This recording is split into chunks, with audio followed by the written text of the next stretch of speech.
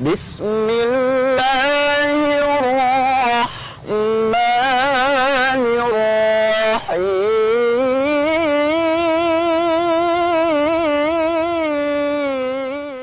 Assalamualaikum warahmatullahi wabarakatuh.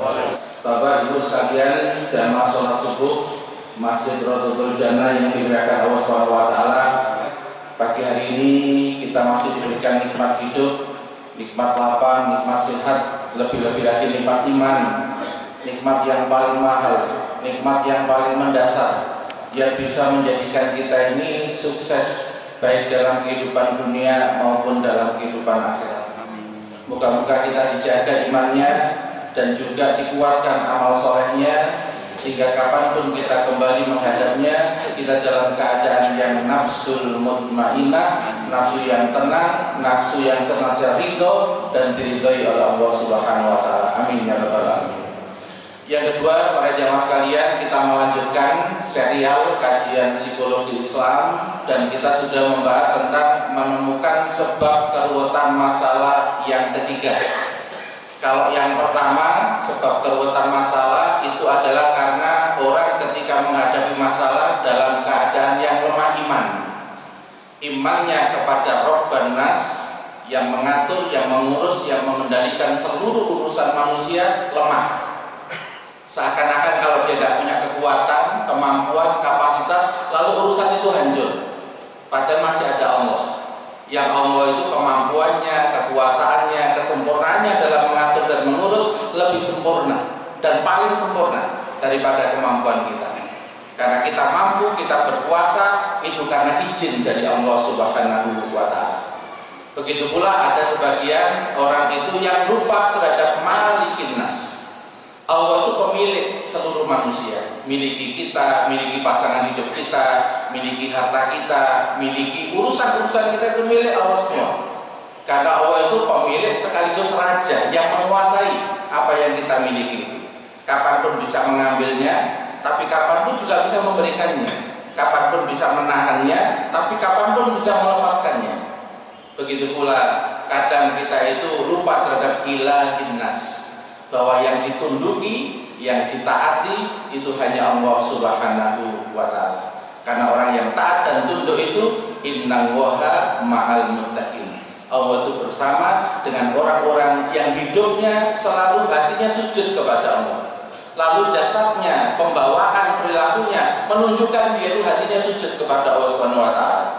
Sehingga apapun situasi dan keadaannya, dia mampu melaksanakan sabda Nabi, ittaqillaha haitsuma kunta. Bertakwalah kepada Allah di mana saja kalian berada.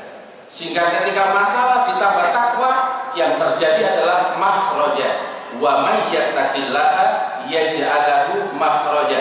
Barang siapa yang bertakwa kepada Allah, maka solusi jalan keluar akan segera dia dapatkan. Itu materi tentang lemahnya iman. Jawabnya berarti imannya harus dinaikkan, imannya harus di-up, sehingga yang kuat itu menjadi longgar, menjadi terurai, tidak menjadi benang yang khusyuk. Yang kedua, kita juga sudah membahas sebab keruwetan masalah yang kedua adalah ketika orang punya psikis yang lemah. Tanda orang punya psikis yang lemah ada tiga.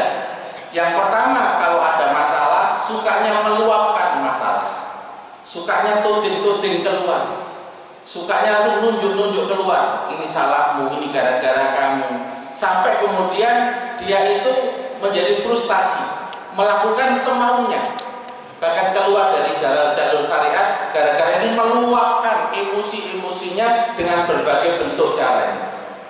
Maka pada saat itu tanda dia tidak mampu menjadi orang yang kuat karena tidak bisa mengendalikan emosinya. Innamas syadid, orang yang kuat itu adalah yamliku nafsahu indal ghadab. Orang yang mampu mengendalikan dirinya saat dia emosi, saat dia marah, saat dia tak terkendali, dirinya masih dia kendalikan, pikirannya tetap dikendalikan, sehingga ngomongnya tetap lancar meskipun dalam keadaan yang emosi tetap terkendali. Maka orang yang psikisnya lemah, indikasinya seneng murah-muring, apa diuring-uring, naudzubillah min dzalik. Tanda psikis lemah yang kedua adalah suka memendam masalah, merasa lemah, merasa tidak berguna, merasa kemudian dirinya itu tidak punya kemampuan apa-apa, sehingga akhirnya apa? Suka menyalahkan dirinya. Kadang-kadang dia ajizi, merasa lemah, sehingga dia tidak kuat untuk berpikir kreatif. Dia tidak kuat untuk mencoba, tidak berani untuk mencoba, karena dia terkena namanya psikis lemah, psikis yang suka mendem, tapi tidak bisa menyampaikan apa adanya, tidak bisa mengapresiasikan dengan baik. Ini juga masuk kategori orang yang psikisnya lemah. Dan yang ketiga, ada kelompok orang itu yang suka lari dari masalah. Masalah bukan dipelajari, masalah bukan dipahami, tapi dia mengalihkan, dan mengalihkan itu terus menerus. Ada yang mengalihkan ke makan kuliner sampai ke lemon, sampai untuk dicek itu ya benar. Ini kolesterol dengan asam urat. Orang sih pengalihan ini shopping, padahal itu gak ada duit. Ya paling editing itu aja, melihat aja. Ada juga yang pengalihannya ketidur. Makanya kan kalau orang belajar tentang kejiwaan kan tanda-tanda stres. Turunnya biasanya petang jam, kok saya ini jadi 20 jam atau bayi. Nah, jadi itu yang perlu diwaspadai. Kalau suka lari karena merasa tidak bisa, padahal ada solusinya. Solusinya adalah kalau ada masalah, fas'alu ahla dzikri in kuntum la ta'lamun. Nek ketemu wong sing ngerti dan percaya. Kalau belum ketemu, disuruh imannya yang up. Karena mengatasi psikis paling cepat itu adalah iman. Jadi lapisan kalbunya harus di up. Ono Allah, Gusti Allah itu ono. Allah itu tidak pernah lenyap dari diri kita, tapi kita lah yang sering lenyap dari Allah. Kenapa? Karena emosi, lupa Gusti Allah bisa menyelesaikan yang di depannya. Para jamaah sekalian, itu materi yang sebelum kita akan membahas sebab keruwetan masalah yang ketiga adalah lemah ilmu dan lemah pikir. Kalau lemah ilmu itu berarti jarang mengisi informasi. Kalau lemah pikir, daya tangkapnya lemah. Ketika melihat sesuatu sering salah, itu berarti lemah pikir. Membedakan sesuatu nggak bisa, itu berarti lemah pikir. Nyimpulkan sesuatu sering salah, itu berarti lemah pikir. Kalau lemah pikir itu namanya fungsi berpikirnya jarang dilatih, jarang tafakur, jarang merenung, jarang mengambil pelajaran, jadinya lemah pikir. Ini ono masalah datang, masalah berat, ngedrop langsung hang. Mau laptop itu langsung error. Soalnya prosesornya sama yang diproses itu lebih berat yang diproses, jadi langsung error hang. Itu tandanya berarti apa? Lemah pikir. Kalau lemah ilmu berarti memorinya sedikit, wawasannya sedikit, hang juga. Karena menghadapi masalah yang dihadapi itu dia tidak punya frame, dan dia tidak punya cara pandang, dia juga nggak punya batasan, dia juga nggak punya standar, dia juga nggak punya tahapan dan langkah, karena nggak punya ilmunya. Yoheng juga kedua itu yang disebutkan di dalam surat Al-Kahfi ayat 68, kaifa tasbiru ala ma lam tuhit bihi khubra. Bagaimana kamu bisa sabar terkendali emosimu atas sesuatu yang kamu tidak punya pengetahuan yang cukup tentangnya. Nek memang bojone iku ya cerewet. Soalnya bapak ibu itu ya cerewet, mbak ya cerewet, ya itu turunan berarti. Ono rekaman DNA sing gurung kahapus soalnya belum belajar nahan apa malah kumpulan ibu-ibu PK padha cerewet. Yo tambah terfasilitasi ya. Tambah S3 dari dalam cerewet gitu. Tapi kalau dia nanti ketemu majelis, ketemu sebuah kajian, bagaimana cara mengubah sing biasanya reaktif, spontan, langsung nyolot omongannya wong. Padahal nyolot itu biasanya kadang-kadang nyakiti, tapi gak kroso. Nek diri ngomong, aku yo ngene iki, Mbak, aku ket biyen ngene iki gawat, Mbak. Ngono alasannya. Padahal dalam teori agama memang betul ada yang namanya nature. Ada warisan DNA, tetapi Allah SWT juga ngasih. Dalam hadis Nabi dikatakan kullu mauludin yuladu alal fitrah. Setiap bayi dilahirkan dalam keadaan fitrah. Fitrah itu tabiat bawaan. Ada cetakan bawaan. Yang cetakan bawaan bisa diwariskan dari orang tuanya, dari ibunya atau bapaknya, tergantung Allah. Mau DNA yang diambil dari bapaknya apa, yang dari ibunya apa, ya tergantung Allah, itu takdir. Nggak bisa disalahkan. Itu hak prerogatif Allah. Tapi Allah SWT fa'abawahu yuhawidani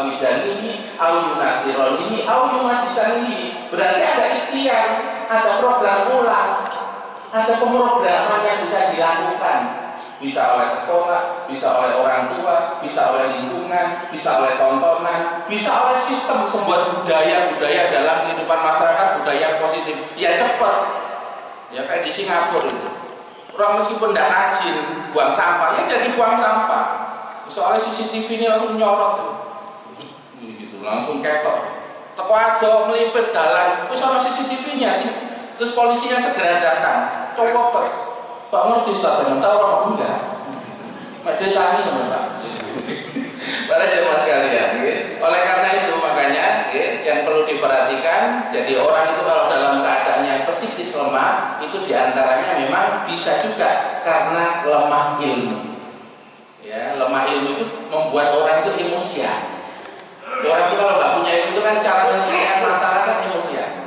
Pulau ini tentang desa Pak, enten radio klasik dicirikno malah gede, diganti channel malah klasik kita bandar. Wong nang desa gak duwe ilmu ya ditendang, dikeprok barengan itu. Niku duwe ilmu napa mboten? Mboten emosional. Tapi nek wong pinter ana ngono, gak usah orang goreng, nang digawa cek digawa nang reparasi. Nek ngerti dhewe ilmune ya dibuka. Ini kita iku wong pinter. Betul lagi. Tapi nek wong gak patek pinter, ana apa-apa, apa Pak?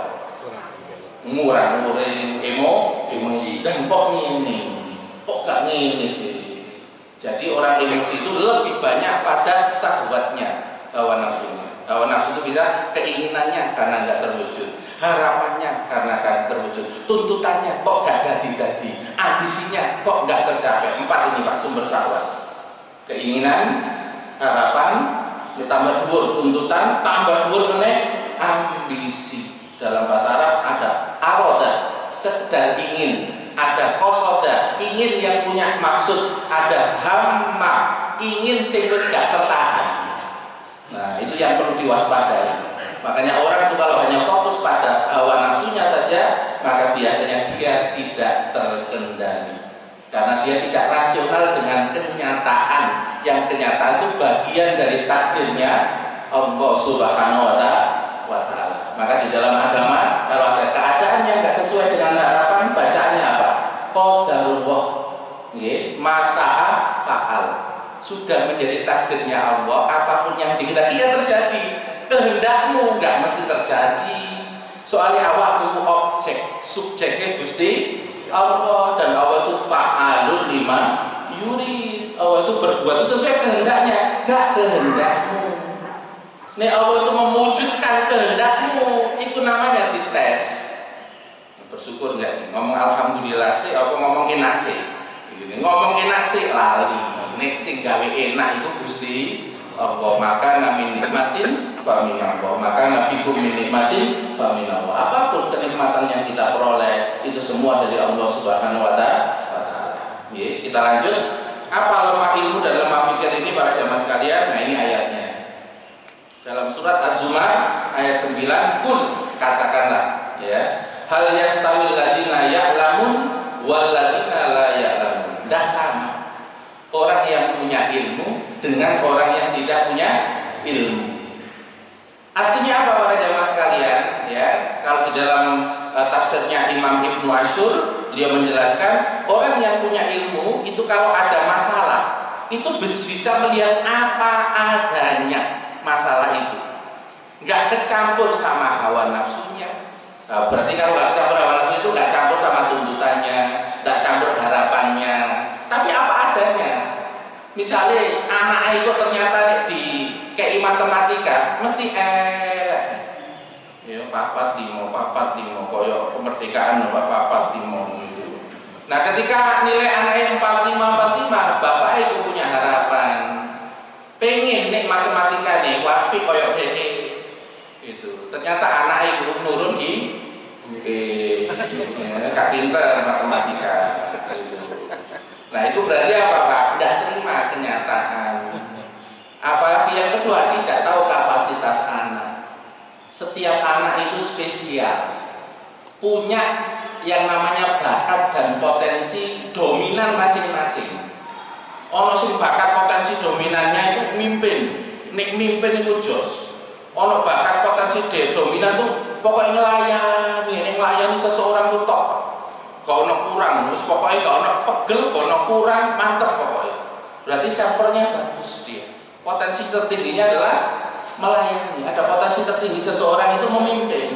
Sahabat Abu Dzar Al-Ghifari potensinya bukan memimpin, makanya diingatkan Nabi, inna kadoif, kamu itu lemah, sedangkan kepemimpinan ini amanatun. Kepemimpinan ini amanah yang nanti akan dimintai pertanggungjawaban oleh Allah. Jadi Nabi juga baca potensi sahabat. Sahabat itu sama 18 tahun kok disuruh memimpin karena sudah ada bakat dominan, memimpin, mengatur, mengendalikan. Beliau melihat sudah bisa. Makanya diangkat oleh Rasulullah SAW. Jadi tiap orang itu punya bakat dominan. Para jamaah sekalian, tapi kalau orang itu tidak bisa melihat kapasitas apa adanya, yang sering main adalah hawa nafsunya. Apa manin delok bujin papat limo, terus manin no konangan tanggane. Nggih Pak, terus konangan saingane, tambah karu-karuan. Apa manin konangan mertuane. Ya, delok cucuku kok bijine papat limo. Padahal anake lho ditakoni, "Lha kok biji papat limo?" "Bu, bersyukur, kancaku lho telu. Pinter anaknya.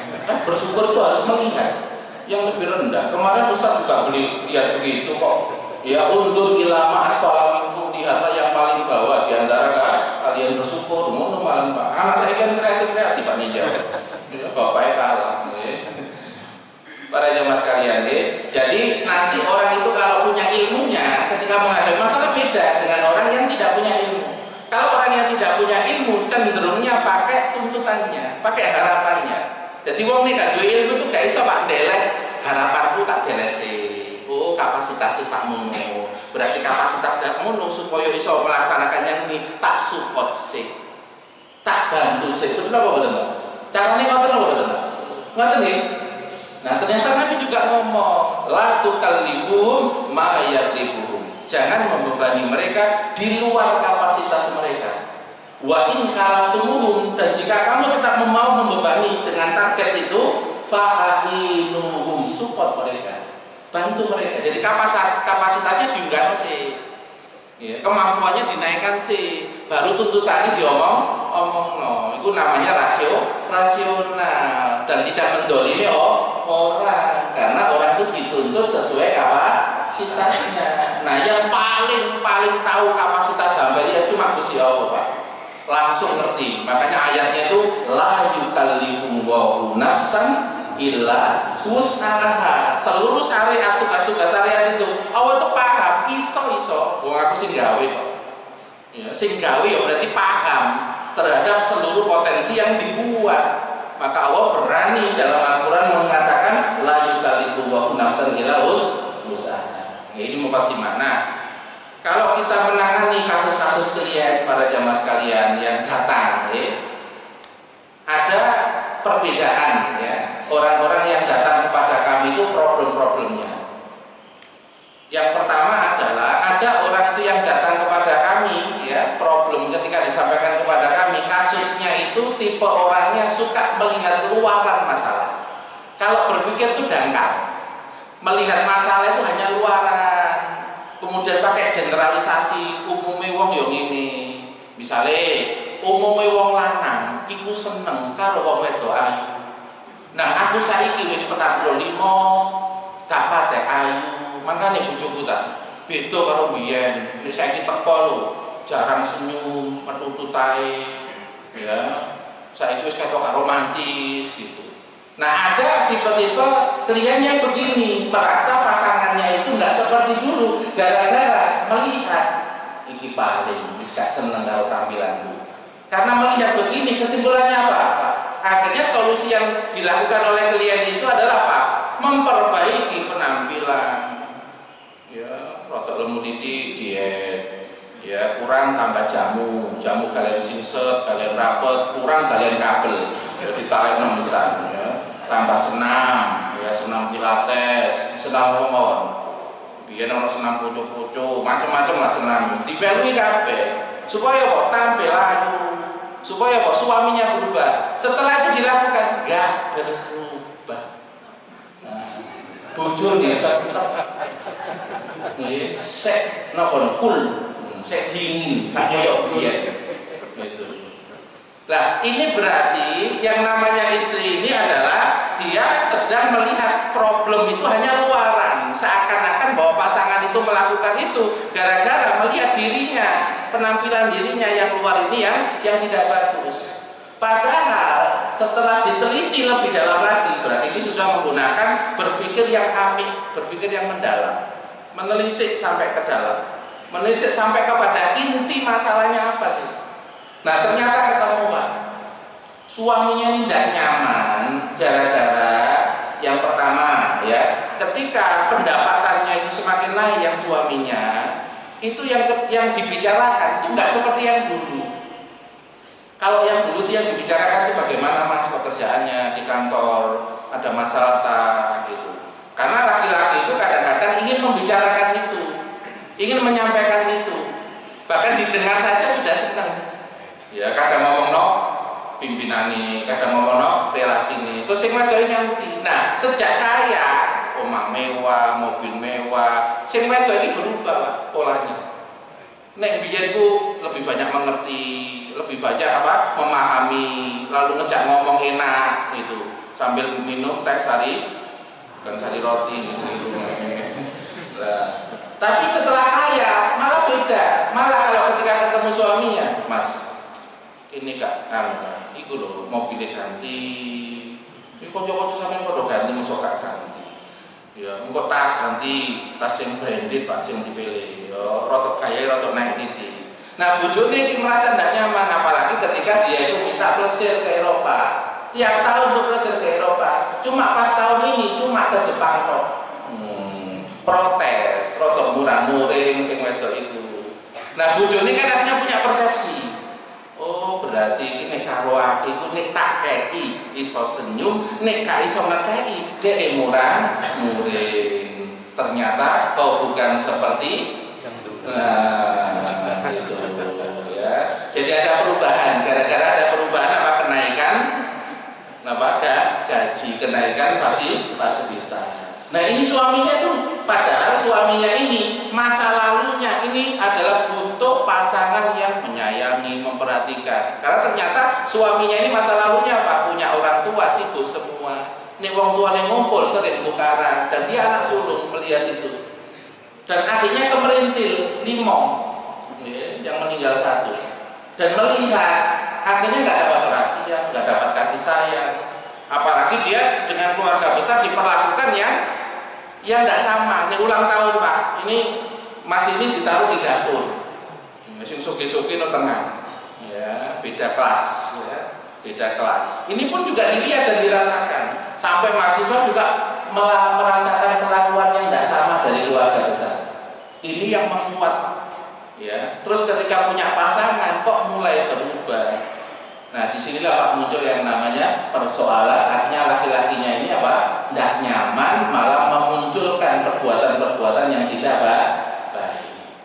Nah berarti kan tidak cukup senang Pak ya. Karena wajah yang bagus, tetapi kalau jiwanya itu tidak bagus, nanti mimik wajahnya tetap tidak bagus ketika berkomunikasi. Milih kata-kata itu gak iso bagus, meskipun sering senang. Iya Pak ya? Senam fisik itu nggak otomatis memperbaiki jiwa, nggak otomatis. Tapi kalau senam jiwa itu otomatis, karena jiwa itu pusatnya.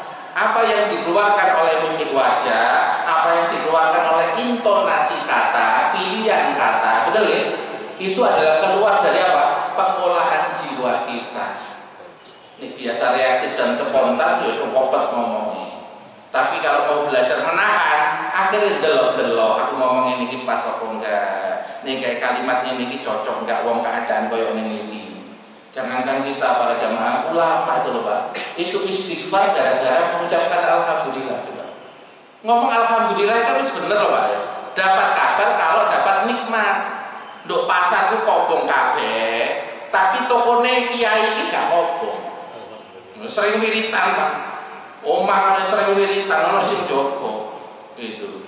Nah ini gak kobong. Terus ketika diberitahu alhamdulillah, coba bersyukur di tengah-tengah orang yang lagi menderita. Nah, sejak itu beliau mengatakan, saya istighfar selama 30 tahun ketika ingat itu. Itu kan artinya apa? Beliau bisa mendudukkan. Memang ketika diberi nikmat itu, alhamdulillah, tapi kan nggak harus dikeluarkan. Kalau keadaannya itu seperti itu, boleh alhamdulillah di dalam hati. Nggak sampai dikeluarkan karena keadaan ini orang-orang lagi susah, yang nasibnya tokonya terbakar. Nah, itu levelnya ulama kalau suka melihat hati itu begitu.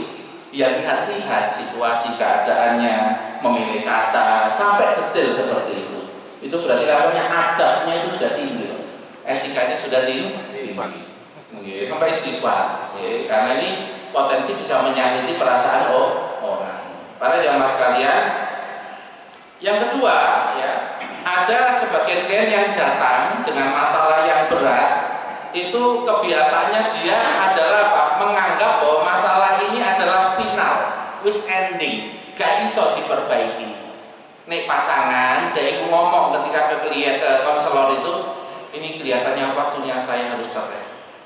Karena usaha dan upaya yang sudah saya lakukan ternyata tidak memberikan hasil. Dia pancet wah, ya, tidak pernah berubah. Akhirnya apa? Menganggap bahwa sekarang ini adalah final atau ending. Ini satu. Yang kedua, datang dengan memberi kasus anaknya percobaan bunuh diri sampai 3 kali. Ya. Dan beliau merasa bahwa saya sudah melakukan sesuatu yang terbaik pada dia, tapi dia nggak pernah berubah. Berarti apa? Ya wis pancen arek ngono gak iso didandani. Ini namanya apa? Dia melihat masalah itu final, ending.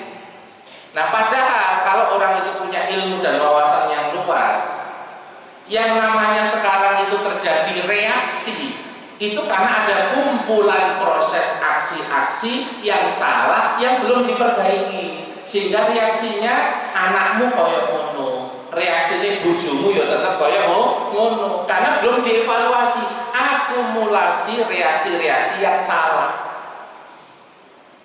Jadi makanya kalau orang itu ada masalah, karena kalau melihat meskipun parah darurat, dia masih bisa mikir, aku optimis, aku ini ubah prosesnya.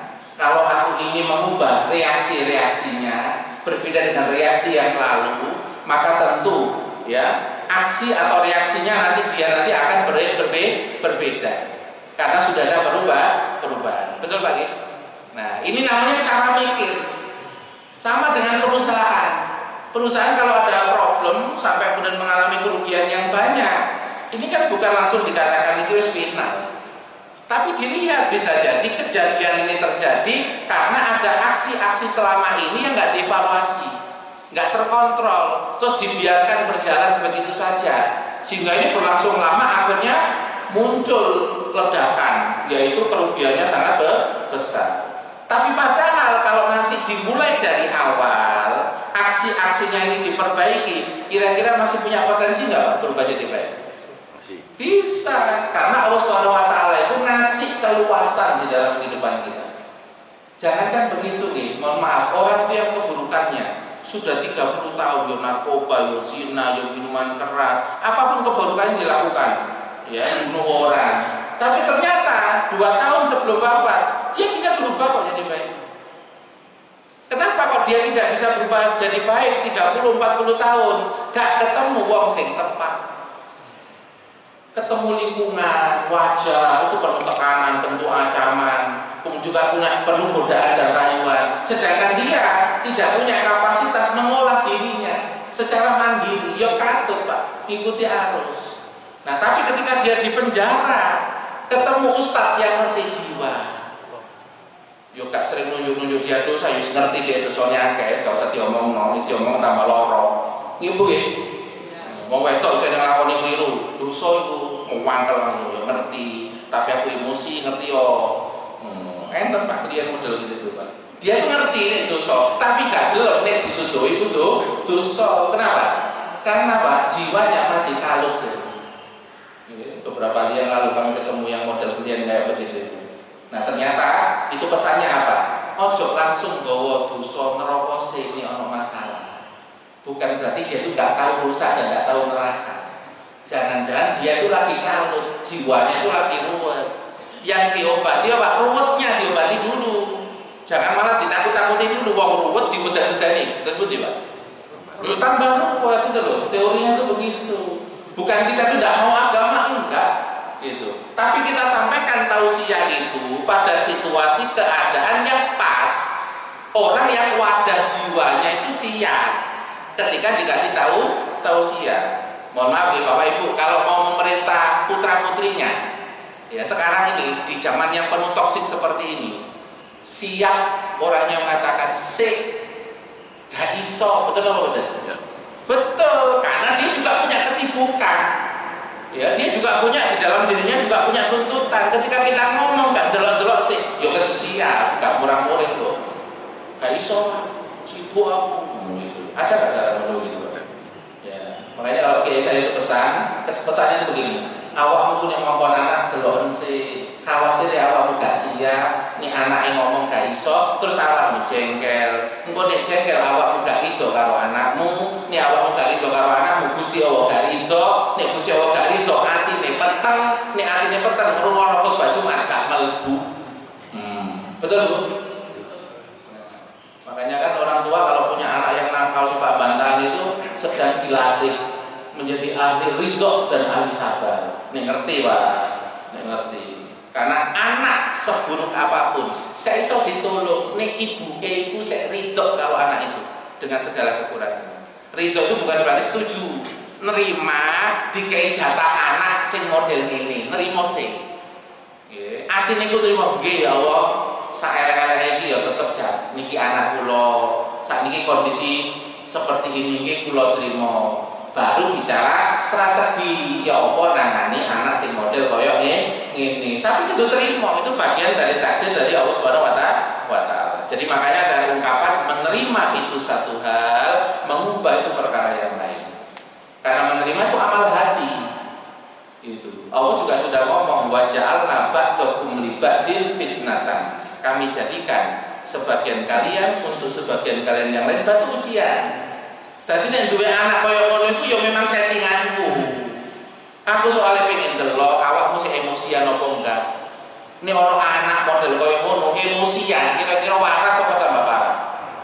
Ayo. Bu, Pak, waras apa tambah parah? Sampai nuring-nuring terus, sampai nakal terus, jaga terus dengan anak yang bantahan, terus gak lemah, sampai nuring-nuring tambah waras apa tambah parah? Tambah parah ya. Itu. Nah, betul Pak ya? Betul. Kamu kok paham ya? Mari kalau berubah. Amin ya rabbal alamin. Nah, ini soalnya zaman penuh toksik Pak. Sing arek wedok ono K-pop Korea, cara lanang game wis gak karu-karuan. Nah, ternyata butuh strategi khusus. Nah, ini model anak yang kalau kemudian tidak dipahami ya, menganggap bahwa ini anak nggak bisa diubah ya, padahal masih ada banyak cara ya untuk mengubah. Yang ketiga, ada orang itu kalau mendapatkan masalah fokus sama akibat masalah. Misalnya ini anak itu nilainya papat limo dia itu merasakan akibat tuh nilainya elek konangan koncoku aku izin, konangan mertuaku aku yo izin. Jadi dia itu apa? Fokus sama akibat. Nek ngene terus ya opo aku ini ketemu wong gak iso sampai ngono Pak. Ya, itu berarti apa? Karena akibat kemudian dibawa kepada emosi. Itu namanya bisa tenggelam. Karena hanya fokus sama akibat. Ya pada karo pimpinan perusahaan lho Pak. Deloke kerugiannya sampai 10 miliar.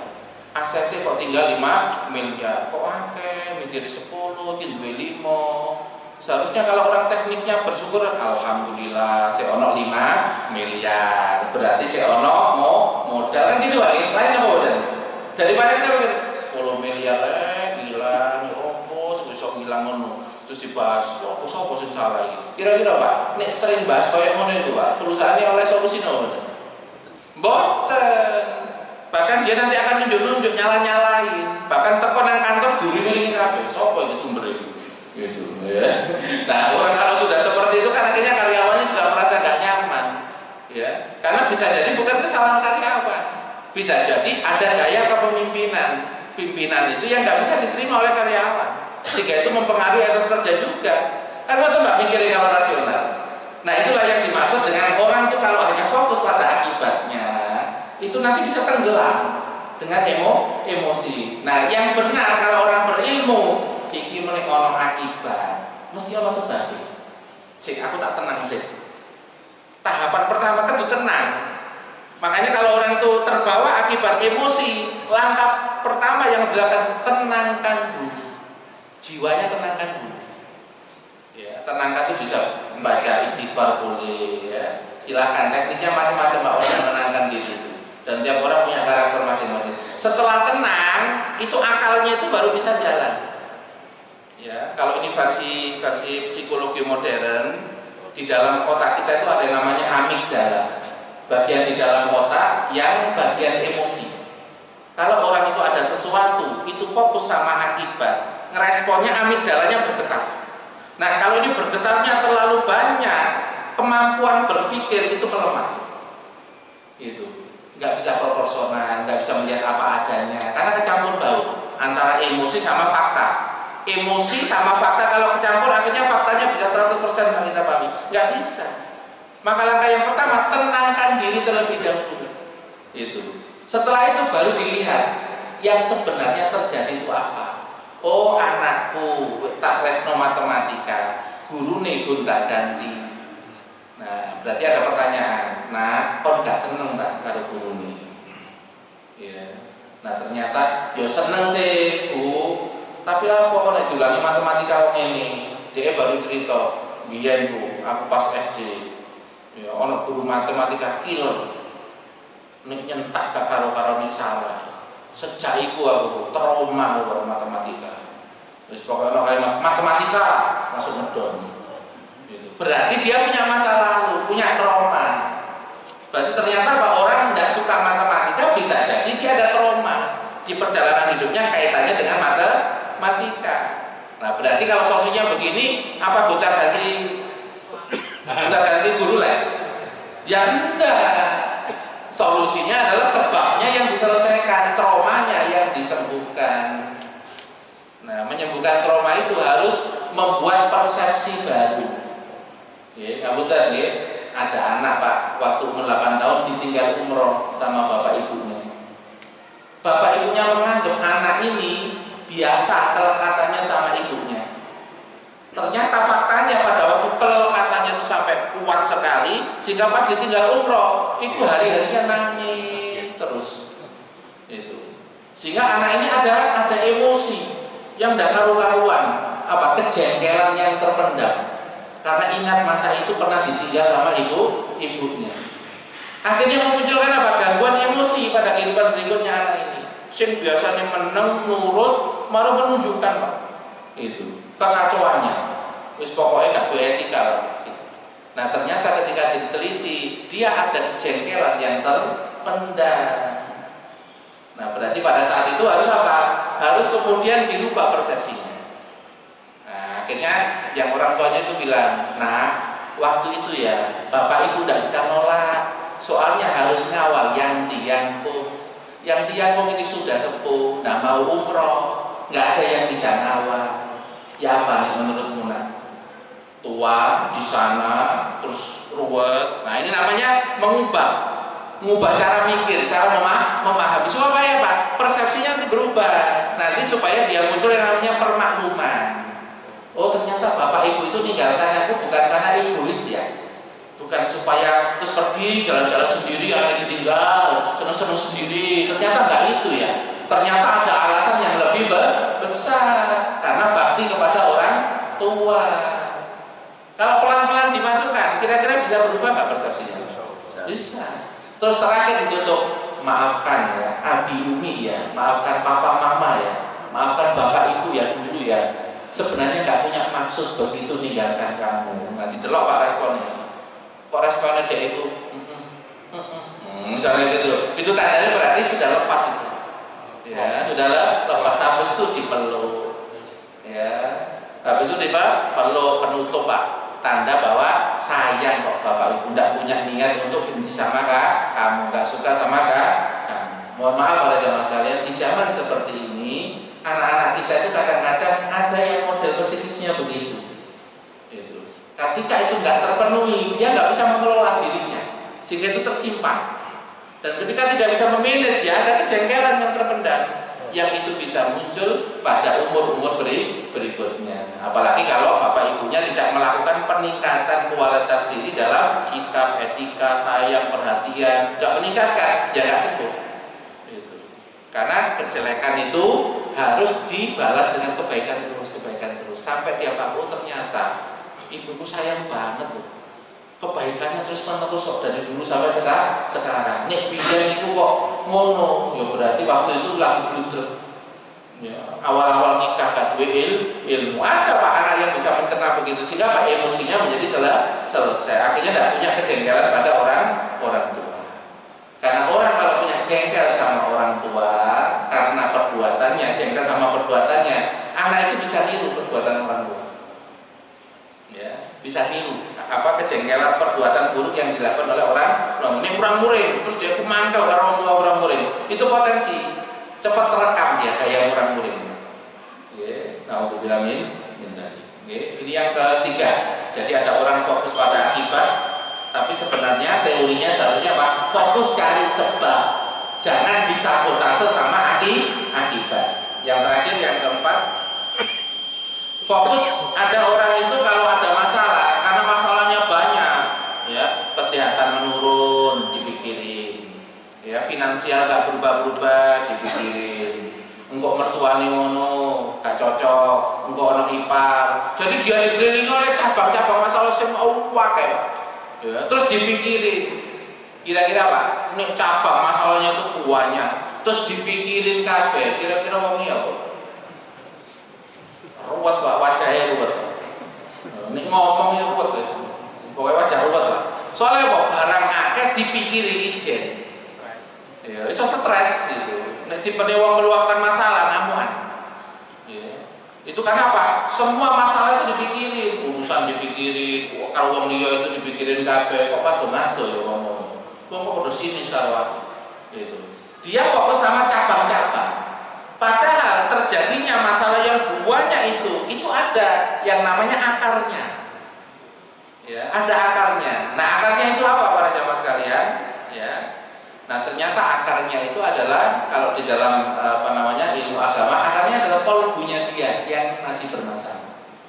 Ketika kolbu orang itu masih bermasalah, cara berpikirnya masalah, karakter bermasalah, itu nanti akan melahirkan masalah interpersonal dengan orang lain sering bermasalah. Dengan urusan-urusannya ya sering bermasalah. Dikai urusan pekerjaan gak kelar-kelar, dikai pekerjaan juga maksimal. Itu biasanya nang awake sing ono masalah. Karena dalam psikologi itu masalah itu yang berkaitan dengan kehidupan itu ada tiga saja, intrapersonal, yaitu masalah berkaitan dengan diri kita, ada masalah interpersonal ketika dengan makhluk-makhluk yang lain, ya interpersonal dengan mertua, dengan suami, dengan anak, dengan karyawannya, dengan pimpinannya, itu interpersonal. Nah kemudian ada yang berkaitan dengan manajerial, ketika ada urusan kemampuan dia memanage uang, manajemen keuangan, nanti pekerjaan kantor yang menumpuk, nanti kalau bisnisnya 5 bagaimana memanagenya. Nah ini kabeh kok berantakan, kalau uang berantakan, kalau urusan berantakan, itu tandanya akarnya ada pada diri. Mau dalilnya para jemaah sekalian? Dalilnya ini surat Ar-Ra'd ayat yang ke-11. Innallaha la yughayyiru ma biqaumin hatta yughayyiru ma bi anfusihim. Sesungguhnya Allah tidak akan merubah nasib suatu kaum hingga dia menyelesaikan apa-apa yang ada pada dirinya dulu. Gitu. Karena dirinya ini pelakunya. Ketika dia berinteraksi dengan interpersonal orang lain, dirinya lah pelakunya. Kualitas dia kualitas cara mikir, kualitas keyakinan, kualitas emosi itu akan berefek pada reaksi orang di depan kita. Contoh misalnya, kita berhadapan dengan 5 orang pak, sing murah-muring, tapi kita tidak ikut emosional dan murah-muring, kira-kira tetap murah-muring apa meneng akhirnya, suwe-suwe ini. Pak, Bu, kira-kira sing murah-muring itu terus murah-muring apa suwe-suwe meneng? Suwe-suwe meneng. Karena kita tidak meladeni, karena kita jawab. Wong kalau lagi emosi sampai jawab. Wong emosi ku pikirannya ruwet. Nangkep omongan sampai bisa keliru. Betul Pak? Makanya dalam hadis Nabi itu nek ana qadhi, hakim, dadi hakim. Kok dia pikirannya ruwet, rada emosi golek Pak. Dalam Islam itu dia maju untuk memutuskan perkara. Itu salah pasal. Sakno lho terdakwai. Kena pasal sing nemen sakno, malah dolim nggih. Dalam hadis Nabi dikatakan la yaqtil qadhi fa huwa ghadban. Seorang hakim tidak boleh memutuskan perkara sedangkan dia dalam keadaan marah. Karena marah itu pikirannya kacau. Nah, orang kalau pikirannya kacau itu menjawabnya tidak menang. Biarin, nggih, ya. Sama dengan kalau sekarang kalau anak-anak kan ada namanya tantrum. Anak yang lagi tantrum itu jangan kemudian direspon yang berlebihan. Beri ruang, beri keadaan, biarkan dulu kita lihat apa ini sampai dia dalam keadaan yang nyaman, tenang. Nanti suwe-suwe mandek dewe. Nah, cuma kadang-kadang kan nggak sabaran. Kok ini terus krungu tombo, ini krungu tombo ya apa? Nah, itu berarti kita sudah terkena yang namanya wasabotase akibat. Terus nggak punya ilmu menghadapi anak yang lagi tantrum. Itu. Padahal anak yang tantrum itu dibiarkan dulu. Jangan ditarik, jangan di ini, nanti malah responnya karena dia lagi kacau. Ya, jiwanya lagi kacau. Para jamaah sekalian, maka kalau kualitas diri itu kita sempurnakan, maka kita nanti akan naik. Cara meresponnya lebih bagus, sudah ya? Mimik wajahnya juga miliknya lebih bagus, milik intonasi katanya bagus. Kira-kira berefek nggak kepada orangnya? Berefek. Ada orang tuh punya problem intrapersonal, malas, gitu. Kalau tiga pekerjaan telu, papat, limo, yuk cakol kabeh, wong malas itu belum diselesaikan. Tapi kalau malasnya nanti diselesaikan, sehingga dia itu bangkit, pekerjaan berapapun juga nanti akan dia garap karena malasnya sudah diselesaikan. Betul Pak? Nah, ternyata respon di luar kita itu tergantung kualitas kita. Kalau kualitas kita naikkan, orang di luar nanti akan menyesuaikan. Mohon maaf, nanti kalau punya pasangan, kok pasangan secara kualitas jiwa dia lebih bawah dari kita, itu tandanya kita dijadikan oleh Allah sebagai pahlawan. Ditawari amal soleh, soalnya bapak ibunya belum menyempurnakan pola asuhnya. Ya, itu berarti bahwa pasangan hidupnya ditawari mau apa enggak? Dia mau dapat hadiah. Kalau laki-lakinya itu jadi baik, sikapnya berubah baik gara-gara kualitas istrinya tadi yang tetap baik, yang sudah seperti pawang. Wong pawang itu berarti bisa mendalikan apa? Saking apale karo pasangan, koyo pawang. Nek wayang ini aku ngerti. Ya ngerti apa? Ngerti carane. Aku wis ngerti kok. Nek ketemu titik lemahnya, ketemu solusinya yang tepat, itu ya akan selesai. Ngapunten nggih. Nek gurung ketemu lah gak mari-mari, Pak. Jenengan misalnya mimisen, Pak. Sampai sumbel karo napa niki kapas, tetep mimisen apa mboten? Mimisen, sampai kayak baut. Ya, baut sampai loro nih. Terus dipasang paku. Ya, copot tetep mimisen. Nah, pengapasane mimisen niku dikai suruh. Nggih, Pak ya. Nah, jika itu suruh akhirnya dia mandek. Iku nek ketemu solusi sing tepat mandek. Makanya kalau istri ada kelemahan suami, keterbatasan kekurangan suami, tapi dia tahu cara mengendalikannya karena dia sudah punya resep dan sudah diulang beberapa kali, ibaratnya wis manjur lah gitu. Dan mesti ngono itu mesti efeknya langsung tenang gitu. Ya itu berarti istrinya sudah bisa menjadi pawang. Nah, kalau sudah menjadi pawang, Pak, itu berarti percaya dan nyaman. Kalau sudah percaya dan nyaman, itu baru bisa di-upgrade untuk perubahan karakternya bisa menjadi lebih baik. Makanya klien-klien yang datang kepada kami yang suka minta cerai, ketika polanya dirubah, ngalah, minta maaf, ya minta maaf padahal tidak salah, tapi dilakukan aja. Yang dilakukan pokoknya kan disuruh yang haram, dilakukan 3 bulan, Pak. Suaminya nyaman dan tentram. Akhirnya Pak ada perubahan di dalam diri suami. Sing wingi gak seneng ustaz, saiki boleh seneng ustaz. Sing gak tau sholat subuh berjamaah, akhirnya sholat subuh berjamaah. Padahal yang biasanya itu berjamaah nang kafe. Nah, tapi karena istrinya ini sudah tahu pawang, dibuat nyaman tentram di rumah, terus kemudian akhirnya ternyata dia lebih mudah berubah.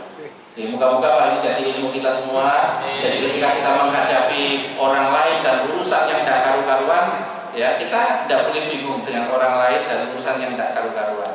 Tetapi yang kita perbaiki adalah kualitas diri kita.